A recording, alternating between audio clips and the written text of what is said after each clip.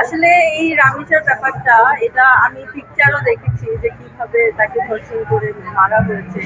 তো এটা আমি বলবো যে আমাদের যে প্রধানমন্ত্রী, ওনার হচ্ছে এখন তাড়াতাড়ি মানে আসামিকে ফাঁসি দেওয়া উচিত, তাহলে সবাই তাকে এখন রেসপেক্ট করবে। আর সব সময় এমন ধর্ষণ হচ্ছে, তো এটা তো ঠিক না আসলে বাংলাদেশে। আসলে মানে বাচ্চাদের উপরে যে রকমের মানে টর্চার হচ্ছে, তো এটা হচ্ছে অন্য দেশ হলে তো শিরচ্ছেদ করে ফেলে। তো এখানে আমার মনে হয় যে বাংলাদেশে আমাদের হাতে তুলে দেওয়া হোক আসামিকে, কারণ এটা তো প্রমাণ হয়েছে যে ও আসলে মানে রেপ করেছিল। তো এখন আমাদের উপর যদি সব মানে দিয়ে দেয়, তাহলে তো আমরাই গণধোলাই দিতে পারি। তো এটা করা উচিত। আমরা তো সাপোর্ট করবো আমাদের প্রধানমন্ত্রীকে।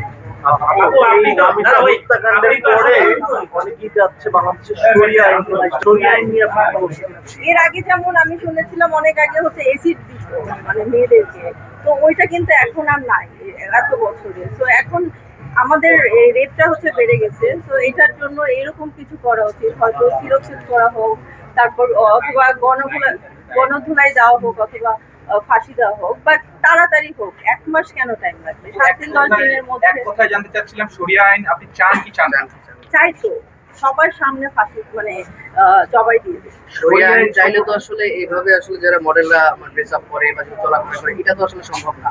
সব দিক এখন বিবেচনা করে বোরখা শরিয়া বলে তাহলে যেই মেয়েটা হচ্ছে ছোট মেয়েটা, ও কি মডেলদের মতো ড্রেস ছিল? ও তো নিজের বাসায় ছিল, তারপরেও কিন্তু রেপ হয়েছে। তো এটা ড্রেস নিয়ে না, এটা আসলে মেন্টালিটি। আর ওরা হচ্ছে পশু, ওদেরকে আসলে এইভাবেই মারা উচিত। প্রশ্নটা আসলে এটা ছিল না। শরিয়া আইন যদি হয় তাহলে তো এইভাবে আসলে চলাফেরা করা যাবে না। সেক্ষেত্রে আপনি বললেন শরিয়া আইন চান আপনি, তখন আসলে কি ওইটা করবেন? না, আমরা তো হচ্ছে ফ্রিডম চাই, আমরা নিজেদের মতো থাকবো।